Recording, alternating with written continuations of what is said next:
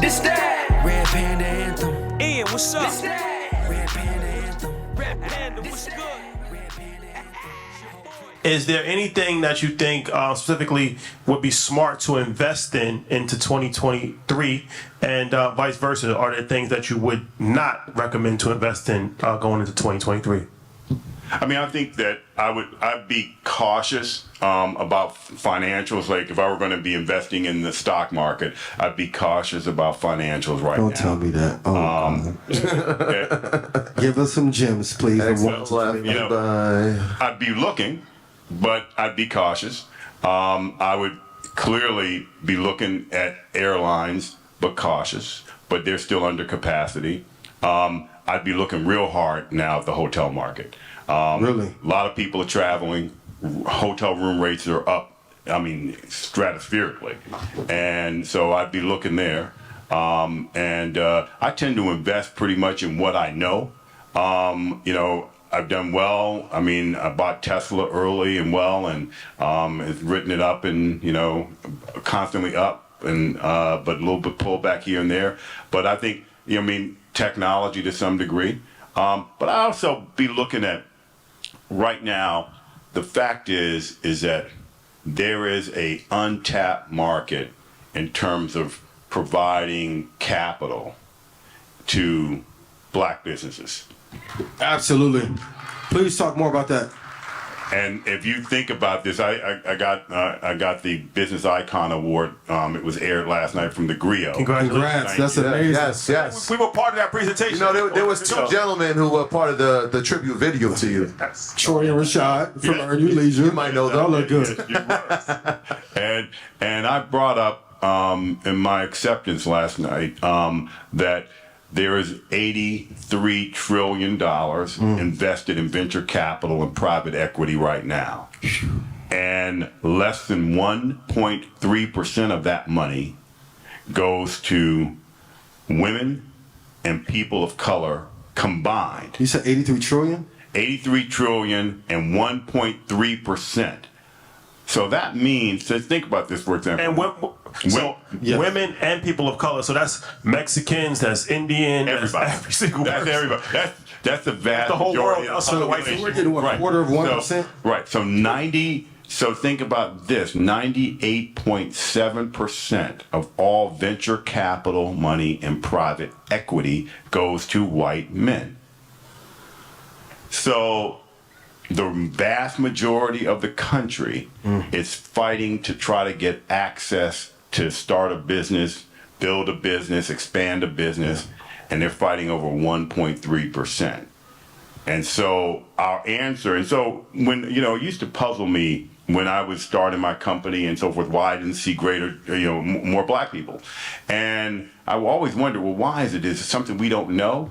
Well, yeah, it's something we don't know. It is that we don't get fair access to money, fair access to capital. So it's like, capital is the fuel that drives entrepreneurship and business. Say that one more time. That's a great quote. Capital is the fuel that drives entrepreneurship and business. It'd be like me saying we're going to drive from here to East Orange, New Jersey, but we don't have but 10 cents of gas. East Orange, make some noise. Okay. Be careful. And so it's unreasonable and impossible to expect me to get from here to East Orange with 10 cents of gas. Well, it's unreasonable to expect any of us to grow our businesses or start one without any money. And until our financial system is made fair, we're going to see these inequities. And so I think there's a tremendous business opportunity. I tell these heads of banks and so forth, you don't have to go to Southeast Asia or Eastern Europe to look for an emerging market. You got one right here. Black people. Yeah. Start treating us fairly. Start providing capital to us. So how do we crack this code to raise more capital? Is it a strategy or insight that you see, or do we need to grab Peter and have him do all of our deals? What we need to do is what you said earlier. We have to work together. You close the wealth gap, like you said, by working together. So it's pooling our resources and working together.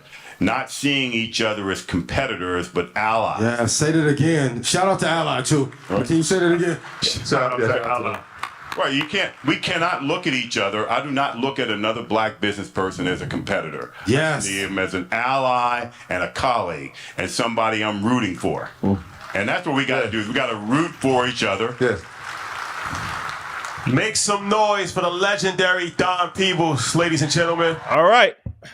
That was legendary. Outstanding. Legendary. We have And sound he dropped them effects. cities too. We have sound effects. The board's coming. Yeah, we need sound effects. Yeah, the board's coming. Tell Flex He to need drop a a round bomb of to that. applause. Board's coming. Soon Tell come. Flex to drop a bomb to that, man. Yeah, that was outstanding. Mondays. Outstanding. Market Mondays live at MSG. Legendary. What you think? Deserves his jersey retired? Absolutely. Legendary. Look, I was tap Shotty 3 times. Like, can we let him go longer? Yeah, Like, that's he great. was If you really cooking. watch it back, dude, we're like texting like, yo, we should just let him go longer. I'm looking like, yeah, let him let's go. go. Let him go. Yeah. Yeah. Yup. Ian definitely. You can tell he wants He to gave go up some of his time to let Don Peebles go longer because it was just such a good vibe and so much information. And like I said, it's like, fortunately for us, we've been privy to, if we need to, of course, we're not going to act like we talk to these people every single day, but if we need to, we can call and we can have a conversation. We can set up a meeting, but it's like we know that the vast majority of people don't have that luxury. So it's like, all right, well, you can always hear from us, but you might not always be able to hear from Don Peebles. So being that, that situation doesn't happen every day, Ian thought that it was in the best interest of everybody to prolong his time on stage. And thought that was a very classy move because it took away from his solo presentation. But I think that it was definitely something that was extremely beneficial and, helped people, but also motivated people as well to see somebody that, comes from humble beginnings to rise to the level that he's been able to rise to, not only from a monetary standpoint, but from actually, building real tangible stuff and, doing deals and, just in politics and his whole life story. Read his book if you haven't read his book. It's very interesting. People's Principles. I read that book probably 15 years ago. It's still one of the best books that you'll ever read. And very, very, very inspirational, motivational, and just all around class act. So shout out to Don Peebles and his whole entire team, because they've been, extremely gracious with their time. Whenever we have asked them to do anything, whether it was an interview, whether it was an Invest Fest, whether it was Market Mondays Live. And don't take Market Mondays for granted, because it's one of these things where, bringing a lot of these people on. And this is a lot of, this is a lot of information. So, you got to definitely for free. Be, we might hit the road again in 2023. You never know. So when we hit the road and we do these live events for Market Monday, it's highly suggested that you come. Because Vermont, we're coming. On the way. Alaska, Juneau. What's the city? On the way. Anchorage, we're coming. Juneau. On the way. Bismarck, we're coming. New Mexico. That's like Drewski. He was hitting all those towns. He was in New Mexico. He said his best performance is in New Mexico. He said he got the most. Albuquerque popping on the He got the low. most love in New Mexico. Albuquerque. That's what Breaking Bad was, right? Yeah. Shout out to University of New Mexico, because there's like UNM is like the stars there. So if you come to town, Shout out to Humble. Then he went to University of New Mexico. Yeah, he did. Yeah, shout out to him. All right, so let's get Lobos. into this. Let's recap this as far as to say, what are some of the top points that we personally took away from our experience with Don Peebles and the conversation that he had? You know, starting? just as far as character,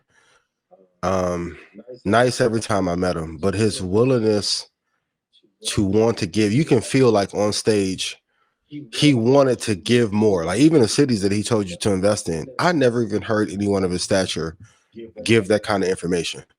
But as far as like how humble he is, how nice he is, and his willingness to give is like number one. Number two, I say it all the time, people who have mastered their craft have like a certain passion. I don't know his age, but he feels 20 years younger than what he is.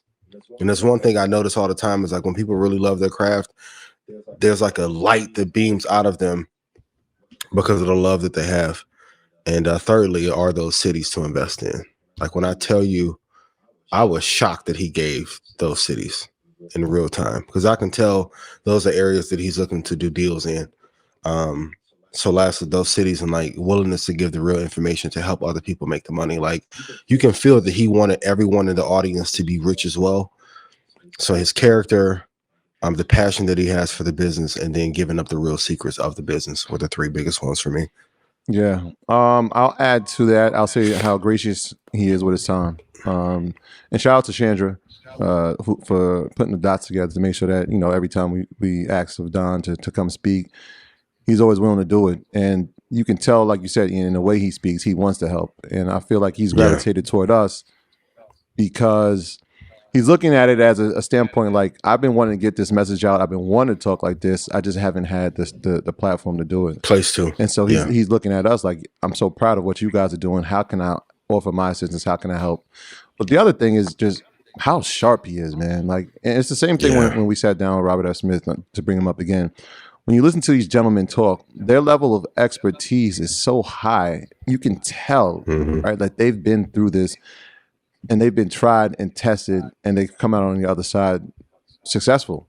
And you can hear it in their dialogue, and you can hear the creativity, and you can hear the expertise in math when it comes to him. And even in conversations we had that weren't in part of that interview, it was just like, this is just a different level of education. Like every time we speak to him, we're being educated. And I'm assuming that, when the audience listens to it, they're going to be having that same feel. But he's so forthcoming with it too, right? Like you said, he doesn't have to do it. He's choosing to do it because he's looking at the next generation, but he's also looking for generations down the line. Like if we don't do this now, what will we look like in the next 10 to 15 to 20 years? And he's been doing it for decades. And so he can see the pathway, right? Like he's been doing it in the 90s, doing it in the early 2000s. And he's looking at the landscape now and saying like, all right, I know what's coming ahead. Here's what we need to do as people, as a community, if we want to make a big dent in this wealth gap, especially when it comes to real estate, which is something that he's super passionate about. So those are my takeaways from the interview. This that Red Panda Anthem. Ian, what's up? This that Red Panda Anthem. Red Panda, what's good? Red Panda Anthem. Your boy going up. I know they can't stand it.